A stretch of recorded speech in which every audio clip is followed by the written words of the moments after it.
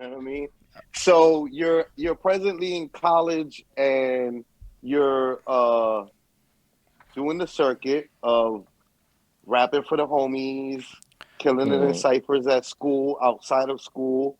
What else mm. is going on in your present journey in life and in music?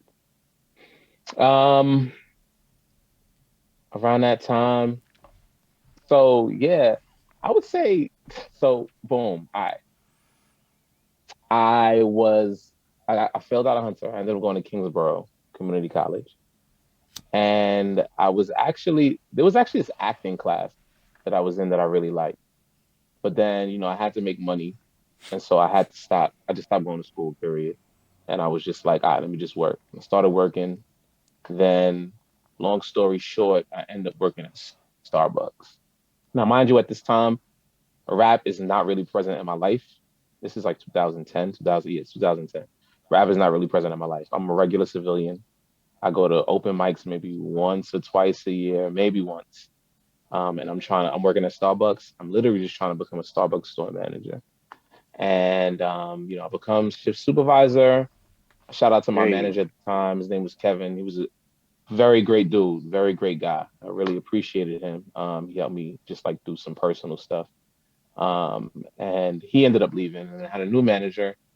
Long story short, with that, um, when she came, she brought somebody, her friend, his name is Baxter Wordsworth. I don't know if you ever heard of him. Mm. we've heard Um, of this gentleman. Yes. and he, me and him became cool. And he had mentioned something called end of the month, end of the year. I don't remember the name, but yeah. And so he's telling me about this thing, and I'm like, all right, cool, that's dope. Oh, you rap? That's dope. I rap too. I write songs sometimes. Yada yada yada yada yada. 2012. So there's a couple of important. So I'm trying to remember everything, and things are Right. coming back to me. So I'm not really performing that much, but I'm still involved in like my fraternity stuff. I remember my frat was having a show in January of 2011, no, February of 2011. And this is like one of those like watershed moments. And the night of the show, it was a J. Cole concert. And I loved J. Cole at the time. And so it was like I'm either gonna go perform and have my first solo rap performance ever, or I'm gonna go see J. Cole. And it was the toughest decision in the world, but I decided to just go perform and not see J. Cole, even though I was dying to go see him. This is when Friday Night Lights had just come out, and I was just like fiending. But I ended up going doing a show, and I had my first rap performance ever, and people loved it.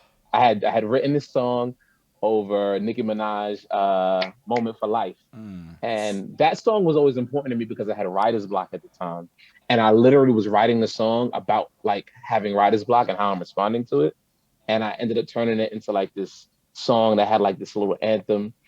So my fraternity's name Alpha Phi Omega, and I made like this little anthem for my frat. I roll with the Alpha Phi Omega. Um, and so I had worked that anthem that I had made into the song. And so I was at the school, I had everybody turned up. And that was my first time having a performance as a rapper. And it was important that like niggas was fucking with my shit. You know what I mean?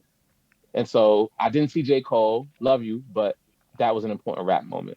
Do you Great, want me to great, pause or great, should I this continue great, talking? great, great fucking decision that you made there, by the way. Right. Like you should if you could, the multiverse hop back into the past through the microverse to thank yourself, you should do Right. that. You know what I Facts. mean? That was a good that's Yeah. the choice.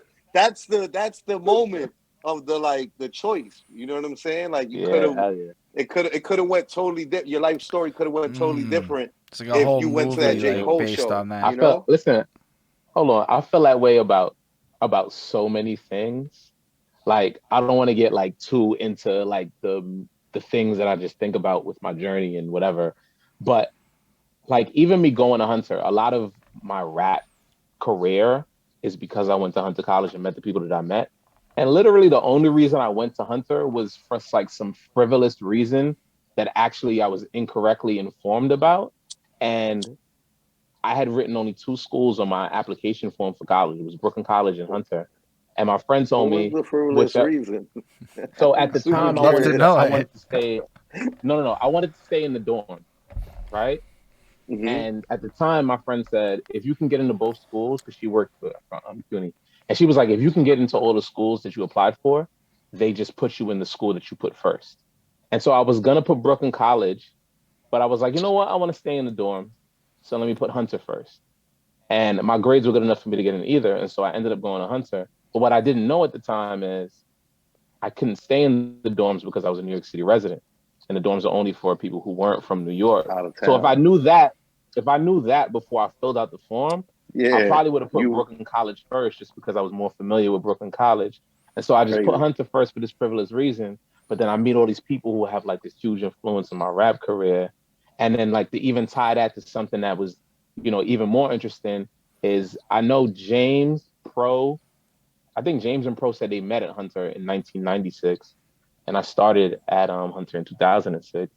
And so, stuff like that is just always just like, Okay. Super what do you Yeah, think, no, interesting. universe? Super there's a interesting lot stuff. of Right, there. Danny. I'm not a huge believer in. I don't believe in like religion, and I don't want to like derail from anything. I'm just saying it to say, even as a person Mm, that doesn't believe in any religion, doesn't think that there's any like divinity out there causing everything. There is so much shit that happens on Earth, that has happened, that I've lived through, that the Earth has lived through, right? That is just crazy. unexplainable. Like you Right, explain to me, you know, all these things that are just intangible. right. Like show me what love looks like. Like, oh, good luck. You know what I mean? Hmm. Show me what air feels Or like like, breathing in. Like there's no tangibility for these things, but they Yeah, but it exist, works and for us. and exactly, and these numbers and these things that we walk into like without even realizing, and how it all is interconnected and weave together is just something special. Word, word. yeah, So you were saying about Subway meeting or not Starbucks, sorry, and you met Baxter, and Yeah. Okay, yeah. So hold on. Yeah. So boom. So I had that first performance, 2011, my first rap performance. Dope. Fast forward exactly a year later. Um, Oh wait, I mean, there's so many details. it's I guess alright. some details I can leave out. Um, so fast forward a year later. Shout out to my homeboy Jason. He doesn't do music anymore, but he was like one of the first dudes that got me to like write my first songs. And fast forward to 2012, uh, Trayvon Martin passes away, and I decided to write this song over the Niggas in Paris beat, called "Niggas Will Perish," and it's just talking about just the reality of all the stuff that's just like super in our face now 10 years later, but just the reality of just like black people and police brutality and the system. I do this song dedicated to Trayvon Martin, and this song was important because it was like my first really good song. I had written a couple of songs before and they were cool, but this was my first song that was like specifically about something, and I felt like it was really good. I performed it at my school. People loved it. But nothing past that. Fast forward a year later, um, I get okay, hold on, let me make sure I'm pacing myself. So that was 2012, he passed away January. He passed away February 20th, 26th. When did he pass away? I forgot when he passed away. I think it was February um 26th of 2012. But he passes away. I write that song in April. Fast forward a year to January of 2013, I get fired from Starbucks for some bullshit. Now, mind you, remember I told you I was trying to be like store manager. So like Starbucks is like, 2012. I mean? Like rap is not my first focus. Trying to be a store manager at Starbucks is like one of my first focuses. But then I get so the universe at work again. I could tell you this story very lightly, but ironically, somebody that I was working with was stealing tips. We find out the person is stealing tips. I'm like, all right, well, I'm gonna start doing tips now. And then somebody from another store thinks I'm stealing tips. I wasn't stealing tips, but then my manager wanted to get rid of me anyway. So I ended up getting fired because of that. Um, and so I get fired from Starbucks. I'm kind of like in a very bad place because I'm just like, all right, what the fuck do I do with myself now? I end up working at Home Depot, but losing a job at Starbucks was a very important thing because I went from working this full time job to me having more time on my hands and allowed me to be able to like be open to music again. And all of this stuff was just organic. It wasn't me like innately moving towards it. I'm working at Home Depot. That's relevant because I needed to get a new shirt for work. And there's one day I'm on Fulton Street. I'm walking down Fulton Street, and there's this place called Nicholas Brooklyn. And I walk in only because a friend of mine had taken me there years before, and I'm like, oh, I remember they have some nice stuff in here. I walk in, they're having a poetry competition. This is summer of 2013. They're having a poetry competition, and I'm like, okay, you know what? I'll sign up. I sign up for the poetry competition. I lose first round, but they have an open mic at the end. The host of the entire event was his brother named Joshua Sarah. Shout out to him, one of the most talented people I ever met. Um, and at the end of the show, they do the open mic, and I perform the Trayvon Martin song "Niggas Will Perish," and they love it. Now, mind you, I told you before this, hip hop rap performance, I'm doing like maybe once or twice a year. After I do that show, Joshua was like, after I do that performance, Joshua was like, "Yo, that song is fire. You should come to my weekly open mic." He has this weekly open mic called The Sunset at this restaurant that isn't around anymore on Atlantic. And I start going to his open mic on a weekly basis, as well as going to the Nicholas poetry and rap competitions every month. And that was really like a very important kind of like second inception of second birth or rebirth of my rap career. Because now I'm in a position where I'm performing weekly. And that really kind of started the snowball effect. And I don't know if y'all want me to stop there if you have any questions, Nah, but it's I can just, continue. I mean, I don't know if No, Flacco yeah, has any, keep. but this I just mean, feels like you got a great you flow know, going on right here. yeah, because I don't want to ask because like I don't want to lead you anywhere. Keep on leading us through your life Okay, story. You know what I mean? Yeah, it's dope. I bet. So I'm at Nicholas Brooklyn, going to their events. Whoever's listening, please shop at Nicholas Brooklyn. Very dope spot for all your Afrocentric essentials. But anyway, I'm going to Nicholas Brooklyn monthly. I'm going to the Sunset weekly, being creative, finding myself, learning like just different things I'm able to do, getting more affirmation, meeting new artists, and just being part of like an artist community for the first time. So remember, what was that guy's name? Baxter Wordsworth, right? Mm. That I knew from Starbucks. He comes and he battles me at boom. So they had this rap competition, and it's a freestyle rap competition that they're doing every month. And so I win it the first month, I win it the second month. Okay. And then one of the months Baxter comes, he's performing it, and then we battle. And I beat Baxter. I'm not like trying to, but the reason why I bring it up, I'm not saying like I beat. No, no, no. It's a very important reason I'm bringing that up. So the reason I'm bringing up that I beat Baxter is because as some Littyyy Flacko, you already know you're a battle rapper. A lot of cats get in their feelings. They be salty. Everything should just be in the ring, right? And so Yeah, what I always appreciate is even though I beat Baxter in that battle, he's not the type of cat who felt some type of way about anything. And then he was like, after that, he was like, "Yo, you're nice. Let me put you on to this." And a lot of yeah. brothers, unfortunately, that doesn't happen a lot of times. You know what I It does mean? If not. somebody feels some type of way and they're like, oh, this person beat me, I don't like them, so I'm not gonna. Baxter's mindset wasn't that. Baxter's mindset was, oh, Hmm. he's nice, so let me put him on to this, Let that, me and the put him third. on to So everything that I know. right, so that's why I bring that up. Shout out to Baxter for that. Shut up, Baxter. And so Baxter puts me on the Word. Freestyle Mondays. Freestyle Mondays, I'm not sure if y'all are aware of, ran by Ill Spoken.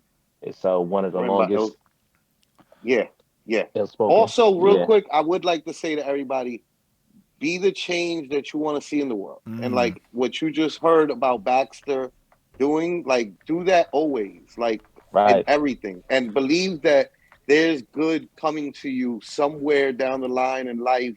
It might not be when you expected. It might not be what you expected, but there's going to be a mighty comeback for you for being good. I've noticed that the older that I gotten, the more that I've, leaned on that more principle, more, and I don't care what I get back from anybody that I'm giving to. I'm giving genuinely out of my heart, and the more that I do that, the more that I see the flourishing and nourishment in my life just keep on excelling and excelling. And True. it's because of that. It's about, you know what I mean? Like always be in service of others, and you're gonna find that there's gonna be people that are willing to be in service of you. Nah, I Word. appreciate that. I wouldn't even be here talking to you, if I wasn't trying to live like that. That's how you end up getting to places where you Yeah. can like. You're a really interesting dude. I mean, there's a lot of humility in the way you're telling your story, like even just how long it took, or the I don't know, like you have a very realistic story. Like it's so if you put it into a book with the right steps, people could like read that and like almost replicate this model because it really is. I took my time, I figured it out, I got comfortable with it, and then I went on to, and that's like a really cool Yeah. story. Yeah, Thank you. and it's very what more right, like realistic in the sense of like not everybody has the like, I was the greatest thing ever Yeah, from the beginning. bro. I got signed after my second song. Not everybody has Nah. those stories, and a lot more people have the like I grinded it out. I really like I did not, it's not like this was just handed to me. It was worked Right. for and earned through working for it, which is Right. what the fuck you work for, And then like like it's Yeah. to earn things. And as I understand the whole New York circuit, there's a whole bunch of locations. Like I have heard of this Freestyle Mondays thing before, and then Yeah. the dub is on Sunday, and then you would really have to go to each of these ones every single week and like put that Yeah. work in.